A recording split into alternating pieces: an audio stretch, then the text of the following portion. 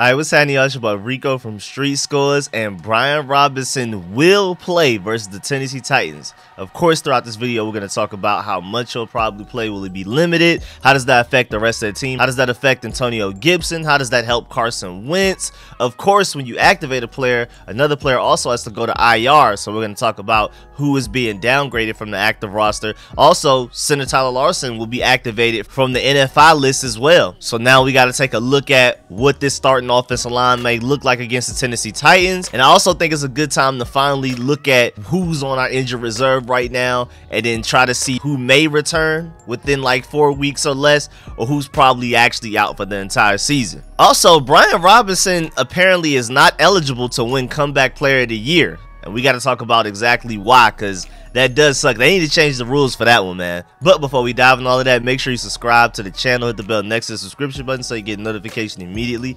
And every time I release an informative and opinionated video just like this one, make sure you pull up every Sunday, including tomorrow, where I do live breakdowns of the game that's going on that weekend, including this upcoming Tennessee Titans game tomorrow. And of course, I also have a post-game live stream either after that game on Sunday or the following day on Monday. So make sure y'all pull up for those. And without further ado, let's get it.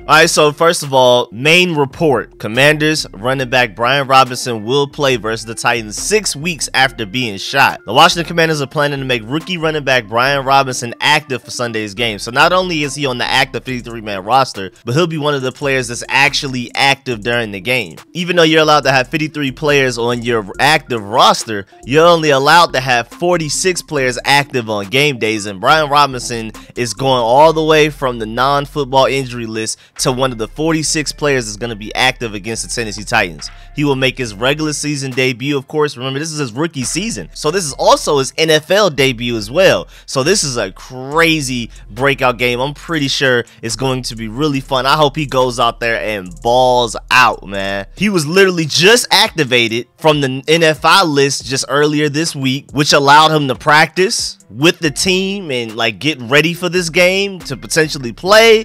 And Ron Rivera said that he had a few good practices. He was apparently sore, I believe, like Wednesday, but they said after that he's been good every day. Thursday, Friday, really good. And so he practiced well enough to where they felt comfortable enough to allow him to play against the Tennessee Titans. Now, I'm still sure he's probably going to be a little limited. Like, if we're normally going to give him like 15 carries, he'll probably get like 10 against the Titans, but who knows? Maybe they just completely take off the leash and just let him go. But remember, rookie third-round pick out of Alabama was shot twice in the lower body during an attempted robbery on August 28th, which resulted in him missing the first month of the season. Also remember, in 2 preseason games, Robinson rushed for 57 yards and 1 touchdown on 14 carries. Plus, he also caught 2 passes for 15 yards. So we've seen him used in the run game, in between the tackles, outside of the tackles, and in the passing game. And he's improving as a pass blocker as well. I think he's going to be an all-around back that we can use for any situation.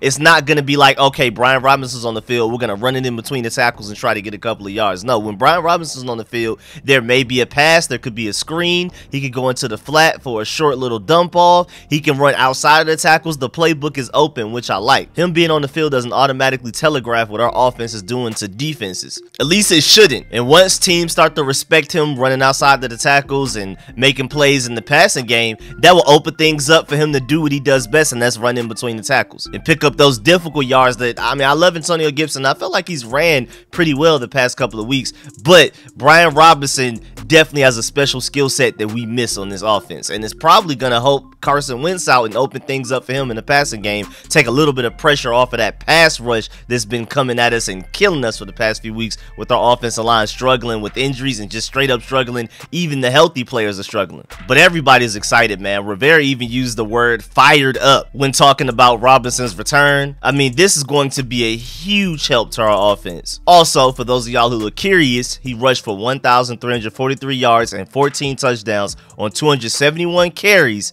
in addition to catching 35 passes for 296 yards and 2 scores for the Alabama Crimson Tide last year. And most importantly, he never fumbled. That's the main reason we got him. Antonio Gibson was starting to show a fumble problem, brought in Brian Robinson because he doesn't fumble, and then Antonio Gibson had the nerve to fumble in the preseason, in the first preseason game, which allowed Brian Robinson to get plenty of carries until he got shot in the preseason games. It allowed him to show what he could do, and man, he definitely impressed. But how does this affect Antonio Gibson, man? I mean, I think this helps Antonio Gibson in a lot of different ways. First of all, with him getting less carries in the run game, that should keep him healthier, fresher, and he should be able to get used more in the passing game, which I think is ideal, because as we saw in that preseason game against the Kansas City Chiefs, Antonio Gibson in the open field is just unfair for linebackers and DBs, man. He's either too fast or too big, and he's probably both for a lot of players in the NFL once he gets to that second level. So we need to get him out in space, and having Brian Robinson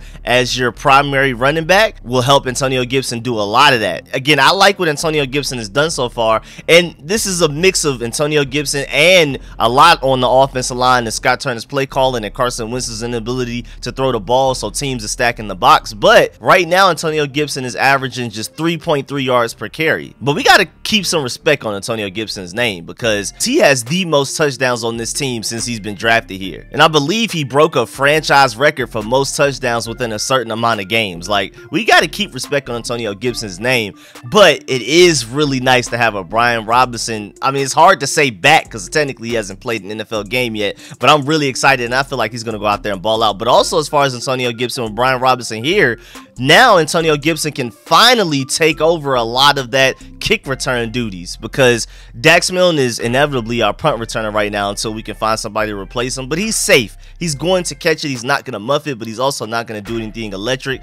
He's not going to do any type of field position flipping type of plays, but he will catch it. But at the same time, I would love to get Antonio Gibson back there, who's far more electric back there on those kickoffs. And that was the original plan going into week 1 at a certain point in the offseason, but then Brian Robinson got shot, and with Antonio Gibson back to being our premier running back that's going to get the majority of the carries, they didn't want to put him in harm's way in special teams, because if he gets hurt on special teams, who's our running backs? We probably would have had Jonathan Williams, Jared Patterson, and J.D. McKissic, which isn't ideal. But with Brian Robinson back, you're able to use Antonio Gibson in kickoff returns. You're able to use him more in the passing game, especially with Jahan Dotson out. I would love to see Antonio Gibson in the passing game more with Jahan Dotson out. Curtis Samuel and Terry McLaurin are going to need help. We haven't seen much from Dyami Brown. Cam Sims, just, I don't know if it's us or Cam Sims, the quarterback, Scott Turner, whoever, but he just doesn't seem useful to this team until like November. And I like Dax Milne, but he's not those other guys. So to replace Jahan Dotson is probably going to take a combination of like J.D. McKissic, a little bit more from Dax Milne, hopefully some improvement from Dyami Brown, and also some Antonio Gibson in the passing game. I mean, even have him out wide before the ball is snapped type of thing. Remember, he's a wide receiver turn running back coming into the NFL, so we should be able to allow him to do that. You should be able to have Antonio Gibson and Brian Robinson on the field at the same time. But going back to Brian Robinson, again, I feel like he's going to be fairly limited, so don't be surprised if Jonathan Williams is active and he gets some of the carries as well. But then again, that would mean you would have 4 running backs active, and I doubt that happens, so it'll probably be a mix of J.D. McKissic and Antonio Gibson taking some of the expected Brian Robinson carries. I think he's still going to get the ball probably more than people expect, but I don't think he's just going to go out here and carry the load with like 20 carries or something like that. I highly doubt that happens. If that ever happens with a healthy Antonio Gibson on the field and available. But again, I'm really excited about seeing Antonio Gibson out there on kickoffs. Please put him back there on kickoffs, because Dax Milne has not been it on kickoffs, man. Punts, okay, because at least he doesn't muff it, but I want somebody electric back there. We've seen Antonio Gibson in college run back kickoffs for touchdowns, man. He has that ability in him. Honestly, if we're not worried about injuries, Curtis Samuel, Jahan Dotson, and Antonio Gibson are our best kick returners on the team probably. But Curtis Samuel and Jahan Dotson, we're obviously not going to put them back there for that. I mean, we've already seen that Jahan Dotson is probably going to miss 1 to 2 weeks, and that's without him doing kickoffs. And then Curtis Samuel, we're already afraid about him. Every catch he makes, every hit he takes, we're nervous and worried about him going back to the Curtis Samuel of last year that barely played. So that leaves Antonio Gibson left. And before we move on to the rest of the roster moves outside of Brian Robinson, just to clear it up, like I said in the intro, Brian Robinson technically isn't eligible to win Comeback Player of the Year. I feel like he should be, but they have certain rules in place which they need to change. But Terry McLaurin was told this and he said, quote, "Oh, for real? That's messed up." Well, messed in quotation, so you know what he actually said. "We've got to make a call or something. That's crazy," unquote. So the Associated Press confirmed this week that Robinson won't be eligible for the Comeback Player of the Year no matter how well he runs this 2022 season, no matter how well he plays. He can go out there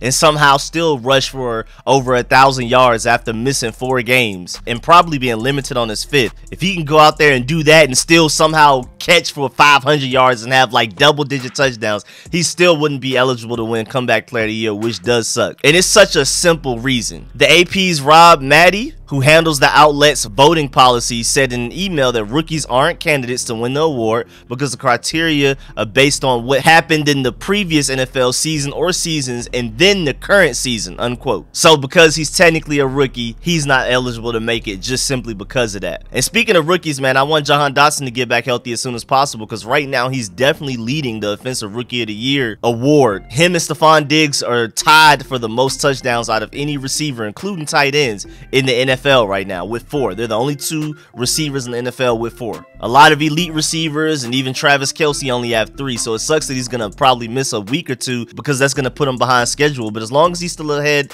of guys like Drake London and Garrett Wilson and Treylon Burks and those guys that are also rookies, he should be straight, unless Kenny Pickett just goes out there and looks like a Hall of Famer, but I doubt it. And then moving on, in addition to Brian Robinson being activated, Tyler Larsen, our technically second string center, and will end up being our 4th starting center this season already within 5 games if he does start against the Tennessee Titans, will also be activated. And then to open that roster spot, linebacker Milo Eifler, who again is a special teams guy, doesn't really play actually on defense, has been placed on IR. But he's going to be on the temporary IR where we may get him back after 4 weeks. But Rivera alluded to the fact that they may bring up a Khaleke Hudson to replace Milo Eifler's impact on special teams from the practice squad. But then who do you move to IR or move to practice squad to make that move? Because after activating Brian Robinson and Tyler Larsen, you had to move Milo Eifler to IR to be able to get back down to 53. If you move up Khaleke Hudson, you're gonna have to move somebody else down or off the 53-man roster as well. But it's good to have Tyler Larsen back because, I mean, if he's starting, our starting offensive line will be Charles Leno left tackle, Andrew Norwell left guard, Tyler Larsen center, Sadiq Charles right guard, and then Cornelius Lucas right tackle. A lot of injuries, a lot of backups in there, I know, but I mean, I just never thought I would be this happy to see Tyler Larsen. I mean, with Chase Roullier healthy and Wes Schweitzer healthy, I prefer those 2 at center. But at this point, Nick Martin hasn't looked terrible, but I may actually prefer Tyler Larsen over him, especially with his chemistry with the guys around him. But this is Tyler Larsen's first game returning, so just like Brian Robinson, he may be limited. Tyler Larsen probably will just end up being the backup to Nick Martin this week, and then maybe he starts after a short week Thursday night going into the Bears after this Tennessee Titans game. But don't be surprised if Nick Martin is a starting center today while Tyler Larsen's still kind of working his way back. But I'm at least glad to have him as a backup center like he's supposed to be. That's a little bit of improvement in the depth, but not necessarily much improvement starting wise. But we'll see, man. I mean, this Titans defensive line still really good, but just not as scary as what we've seen from the Eagles and the Cowboys the past 2 weeks, and even Aiden Hutchinson from the Lions. Hopefully it's not. Who knows? I mean, with the way we've been this season, somebody always has their best game of the season or their best game of the career against us, and Jeffrey Simmons is already a dog. So we'll see how this goes, man. But hopefully this offensive line that we put together with a return in Tyler Larsen should be good enough to hopefully hold it down for Carson Wentz and create run lanes for Antonio Gibson and a return in Brian Robinson. But now, speaking of IR, I think this is a good time to finally take a look at who's on the IR. Well, of course, Chase Young is still the last one on the physically unable to perform PUP list. Tyler Larsen now coming off of that. Brian Robinson coming off the NFI. So once we get Chase Young off of that, we'll no longer have anybody on any list other than the active and the IR list. Speaking of the IR list, we have Willie Bevers on there. Recently added Milo Eifler. Curtis Hodges is still there as well. Fadarian Mathis, who we know we've lost for the entire season. Chase Roullier, who is likely out for the entire season. And Wes Schweitzer, who's probably only out for like 4 weeks. Can't wait to get him back as soon as possible, man. But yeah, man, that's the end of this video. Please get in the comment section. Let me know how you feel about everything discussed in this video. Please leave a like on this video if you liked it, if you learned anything. Of course, let me know how you feel about everything talked about in this video. Brian Robinson's return and how great he could potentially be this season for us, man, and how impactful he'll be and how good he'll possibly even be in this Tennessee Titans game tomorrow. And then also let me know how you feel about the fact that he's not eligible to win Comeback Player of the Year, which is just crazy. They need to change the rules just for him. And also let me know how you feel about how Tyler Larsen will impact this team with him returning. And of course, appreciate all of the support, man. Shouts out to all of my sponsors, especially my Pro Bowl sponsors. Name you see scrolling on the screen right now. I'm gonna catch y'all later. I'm out.